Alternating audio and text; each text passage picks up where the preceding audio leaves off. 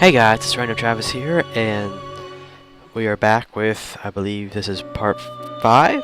Yeah. Part 5 of Let's Play Persona 4 Arena Ultimax, episode P3, yada yada yada. Last time we went through all of Labrys over here, which took some time. I had to split that in 2 videos. So now we're going to go through Junpei. Hopefully it shouldn't take too long, it's only these 4 cards. So let's get started. Now's the time you've all been waiting for. It's obvious who the game's MVP will be. The man whose Grand Slam won it in the night, Junpei Iori! First off, I'd like to congratulate your team on winning the WBC. Thank you very much. What was going through your mind as you entered that batter's box for that last at-bat? My only thought was how I would lead my team to victory. Ah, so it's your great focus that led to this result. Still, that was an amazing home run. All I can say is I got lucky with that hit. That swing at the critical moment, I got so excited I almost forgot to give the play-by-play. The ball went a lot farther than I thought it would. I'm very pleased with the result. Wow, you're so modest. No wonder they call you the ace slugger, Junpei. By the way, is there anyone you'd like to dedicate this victory to? Well,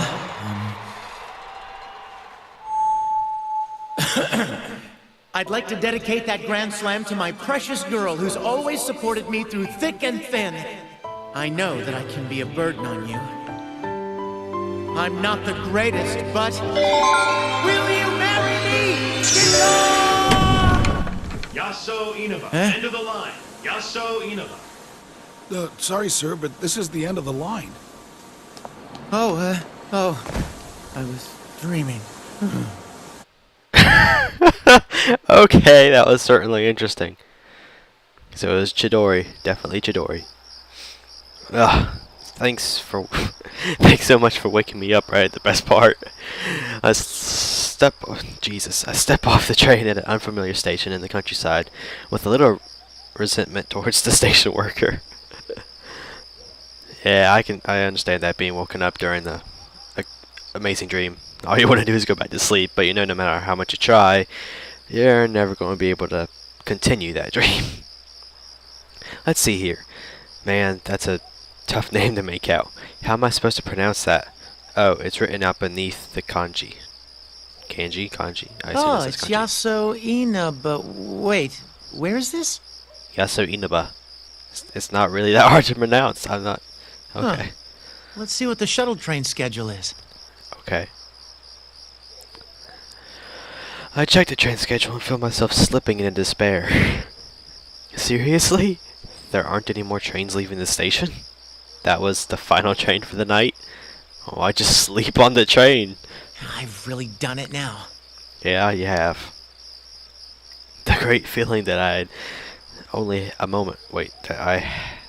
had only a moment ago withers away at once. What the hell, man? Why'd this happen? Let's see. I worked a full shift at my job today, and the kids had a great time after that. Had a great game. Jeez. And the kids had a game after that. How did I get kids had a great time after that? Doesn't even... Okay, whatever. I don't know why I got that. Flashback. If you get a hit, you'll be a hero. Are you gonna try for a home run? It's the afternoon before a long holiday week. Normally I'd be busy with my part-time job and top secret missions, but on days off I transform into an excellent coach for our boys baseball team. This is our first game in a while, so I want to make sure these kids win somehow.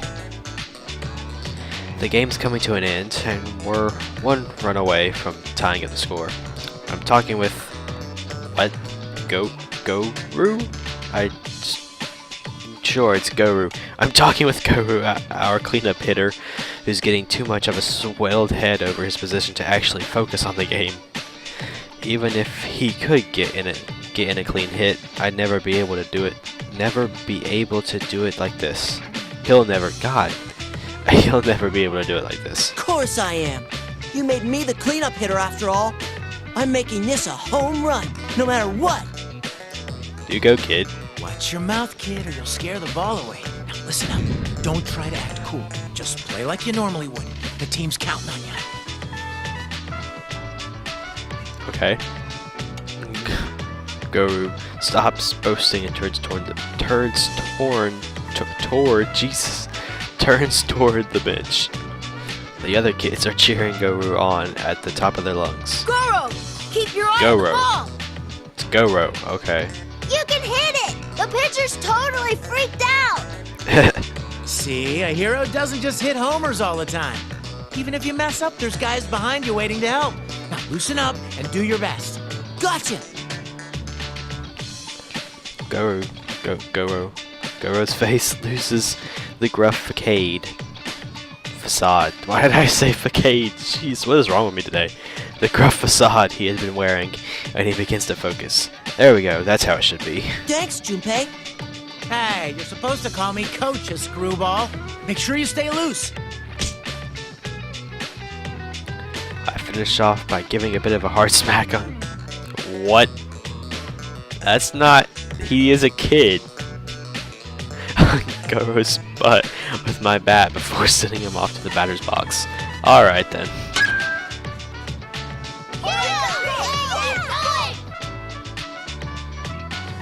Goro keeps his eye on the ball and lands a direct hit, sending the ball flying out past the outfielders. Alright, we're tied.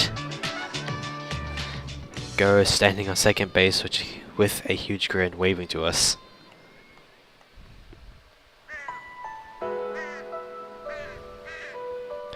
But we ended up losing in the end, and all the kids cried. I cried too, of course. Okay. Well, it can't be helped. I did help these kids strengthen their bond together, so I should just leave well enough alone. That was so close, guys. You almost won. All right, let's start practicing again tomorrow. Now, I want you all to remember this at least. If you all work together, you'll never be beat. Okay, we're done for today. After the game, I said some final words as their coach. If you all work together, you'll never be beat. And that was that.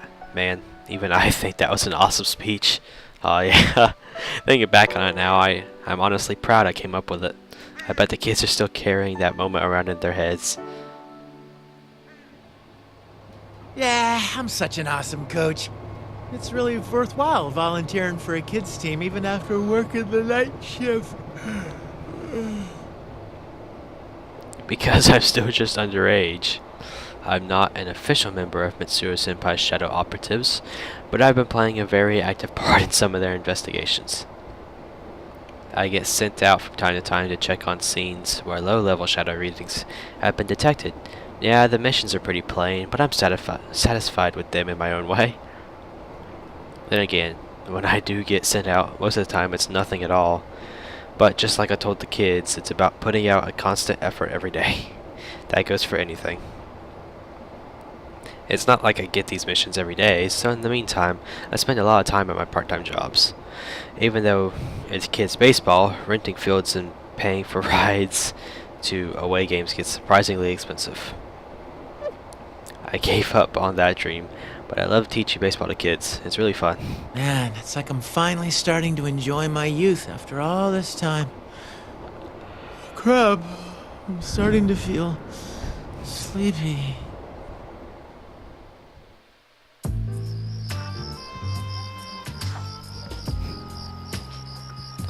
And that leads to where I am right now.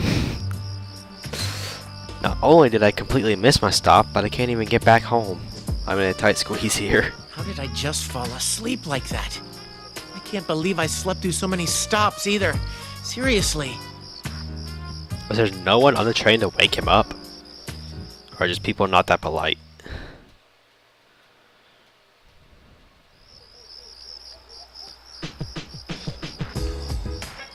I decide to leave the station for the time being.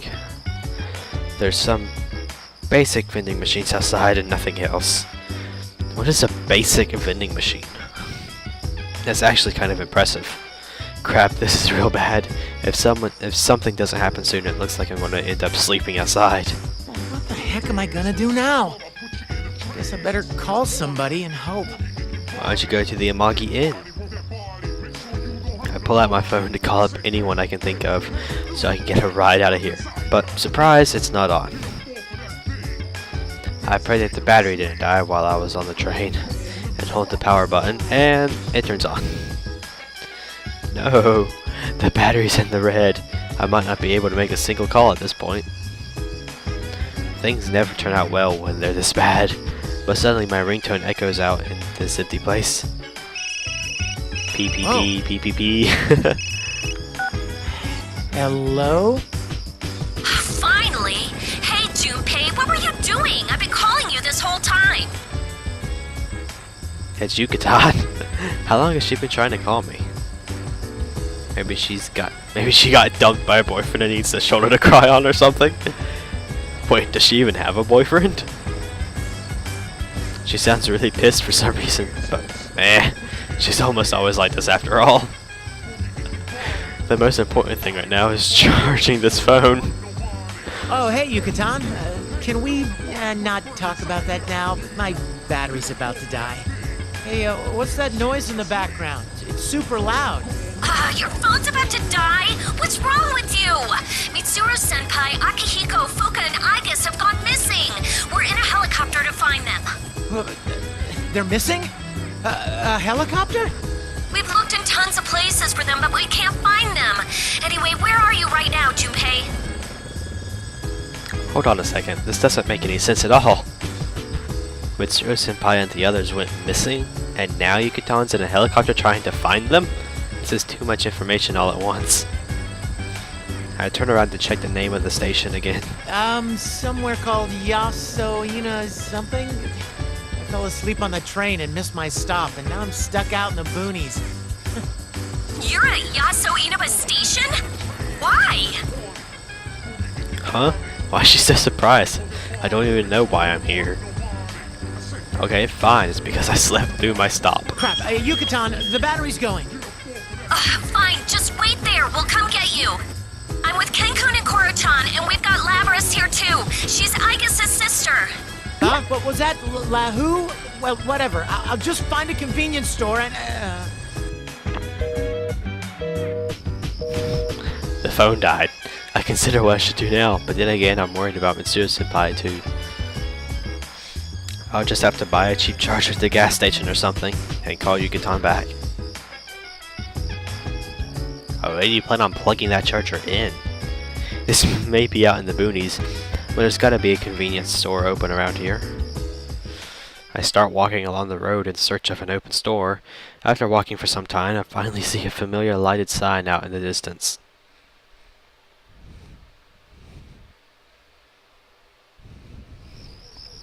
Nice, just what I wanted.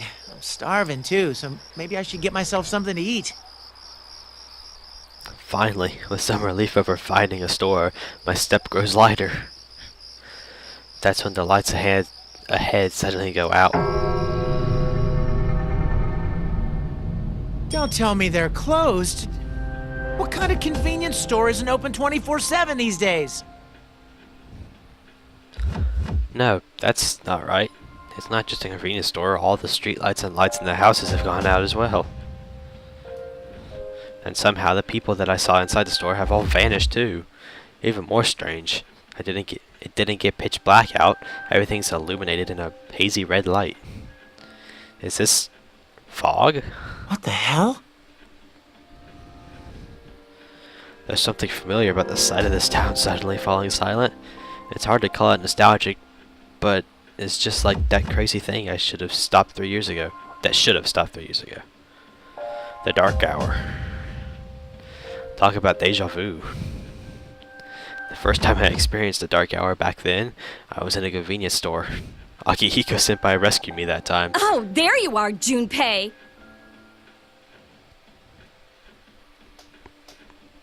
A voice from behind me makes me turn around and I see a girl dressed all in pink. Is that Yucatan? What's gotten into her? She's dressed rather odd, but there's no mistaking her voice. Yucatan stops a short distance away from me and glares. She looks pissed. Is it because I left the station after she told me to wait there? Even then she seems way too angry. Hey, Yucatan! I'm making an effort at least, so But hey, Mitsuru-senpai's gone missing? What's going on? That's not the real Yukari, is it? Damn, she's really pissed. Steady, Junpei. Okay, when you're pitching to a real hard case, you need to throw outside the strike zone, just to test the waters. Throw them off their game and see how they react, right? Yeah, I'm a genius. So, you look great, huh? Is that your, feather pink outfit? Are you doing an autograph tour out here? Come meet the Feathermen. I tried throwing my best curveball, but she still looks just as mad. Oh crap. You never shut up, do you? You're nothing but a minor character. A mook, a minion, a loser. Just die and let the world have your body back? What? Okay. Hey, what? Aren't you being crueler than usual? It's time for your punishment! Bring on the ring!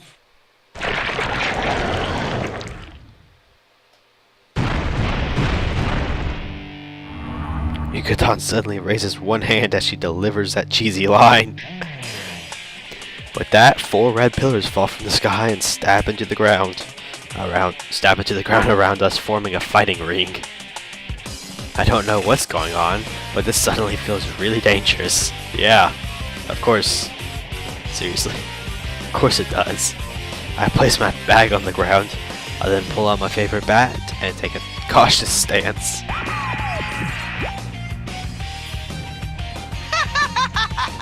You're a quick learner for an idiot. No wonder you're a member of the Shadow Operatives. I look around in search of the source of that voice and see a television dangling from a telephone pole with a... What is that? A round body, a doofy hat, a cape, and a cane? Is this some local station cartoon mascot that I don't know about? He's saying something about a General Teddy? What? That's his name? And why would a TV be hanging from a pole like that? Who the hell are you?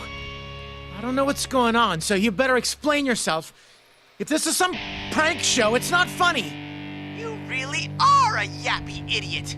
Now let's begin Operation World Destruct... I mean, the one-on-one P1 Climax! P1 Climax? I'm not in the mood to drag this out, so I'll just give a short rundown. The rules are simple. Win and you get to move on. Lose and you're stuck here. Huh? You mean I have to fight Yucatan? You really are a pain in the ass. If you're not gonna do this, then hurry up and die. Here we go! Persona! A gust of wind blows and I recognize Yukatan's persona before me. Whoa, whoa, whoa. Not only are we fighting, but we're doing it with our personas? That doesn't make any sense. I don't even have my evoker with me. And when I look back at Yucatan, she's already got her bow drawn and pointed at me. Oh man, she's completely ready for this. Did you not notice that she didn't use her evoker? Whoa, hold on, Feather Pink. We can talk this out. I mean, you shouldn't be pointing that at people. Ah! My desperate plea is in vain, and Yucatan shoots an arrow at me with no hesitation. I manage to dodge away just in time. Wait! Stop moving around, Junpei. Just give up now and let me kill you. What the hell did I do to deserve this? Looks like I'm just gonna have to run. Good luck with that. While avoiding the arrows raining down on me, I start a mad dash towards the train station. Ow! What the heck?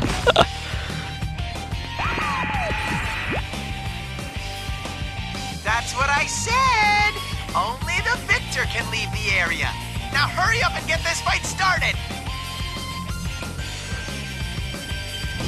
I reach out to where I hit some, and sure enough, there's an invisible wall there. I guess I can't go beyond those red pillars. Does this mean that I'm seriously in trouble here? I hope you're prepared. Face me, evildoer. You're no match for Feather Pink. Strike out, batter. Strike out batter? What the hell does that mean? Did I get promoted from a generic bad guy to a villain out of the blue? Well, I guess I'll just have to fight a bit and pray that it's enough to knock Yucatan back to her senses. It's not the real Yukari! Ugh. Desperate times call for desperate measures. How dare you, Featherman! I, Lord Junpei, will strike you down! Seriously, did you just say that? Okay. Why did you say that?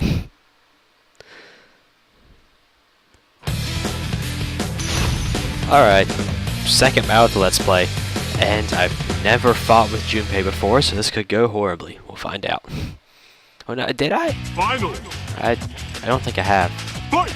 There! Settle this! Hit it! There! Oh! Chucky! This is what happens to a very one-sided Alright. battle.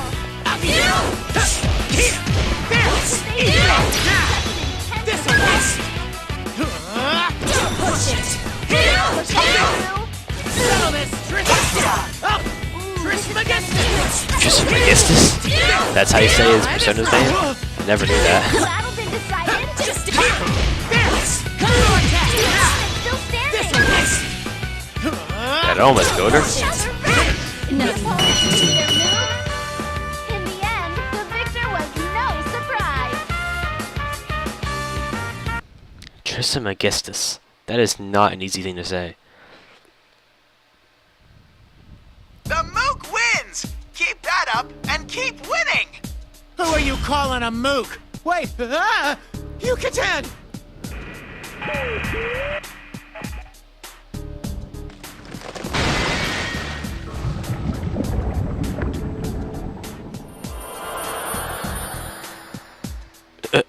The red pillars shatter and Yucatan suddenly starts melting away like a black piece of candy.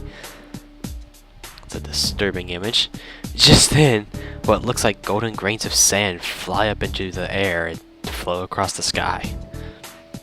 That costume guy on the monitor disappeared. On the monitors disappeared. Does that mean the invisible walls I ran into are gone now? Too? Maybe? Oh, what was that just now? It wasn't a dream, right? I slept a ton on the train after all. Or maybe you're still asleep. Did you ever think about that? It's Inception. Just you don't have control over your dreams. I pinch myself and look around. Ow. The lights are still out in the city and there's no one around. Could this really be the dark hour? The way that Yucatan disappeared seems familiar too. Was that a shadow? Then was that a fake Yucatan? The convenience store's lights went out right around midnight, I think. Past midnight? It reminds me of the dark hour. That was our battlefield that we fought within 3 years ago. Okay. Is this... Did the dark hour come back? At the stroke of midnight, the world seemingly stops in time, and the world becomes a place where only persona-using people like us can move around. During that time, people disappear, and shadows show up instead. Normal people don't even notice that the time exists. At the very least, the situation sure looks a lot like the Dark Hour. But wait a sec. How'd I use my persona without an evoker? This just now occurring to you? Those with the potential like us are able to summon personas by resolving ourselves to death. But in order to acquire the trigger for such resolve, we usually use these things called evokers that are shaped like guns. But during that fight, I was able to summon my persona, Trismegistus, just by thinking about it in my head. Trismegistus. Why couldn't it have been Hermes? It's so much easier to say. This feeling like it's more dangerous in the dark hour. If that's the case, then could the disappearance of Mitsuru Senpai and the rest be related to this phenomenon? Is that General Teddy guy behind this? We'd better step barefully. Oh my god, I'm gonna throw up. Jesus. Wow.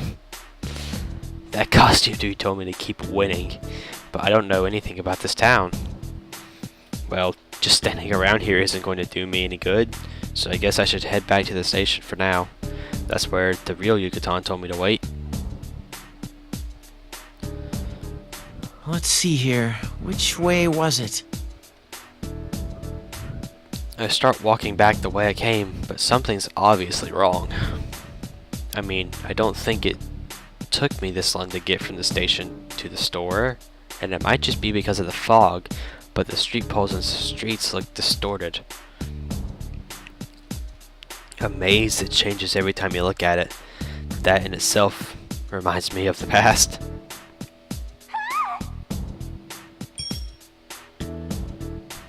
What, was that a girl who needs help? Somebody might be getting attacked by something similar to that monstrous Yucatan. I mean, the monster that looked like Yucatan. If that really was a shadow, then there's no way I could ignore this. I'm the Shadow Operative's lethal weapon, after all. I look towards where I heard the sound coming from, and I see a giant shopping center, like one you'll find in the suburbs. The sign says Jeunesse.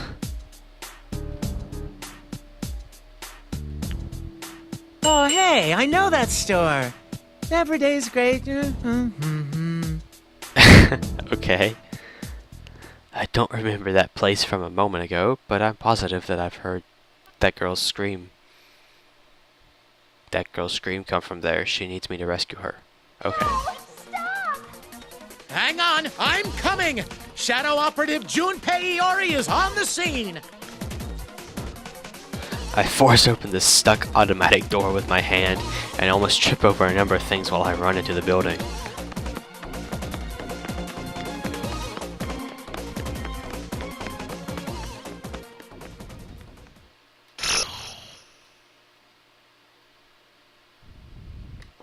Alright.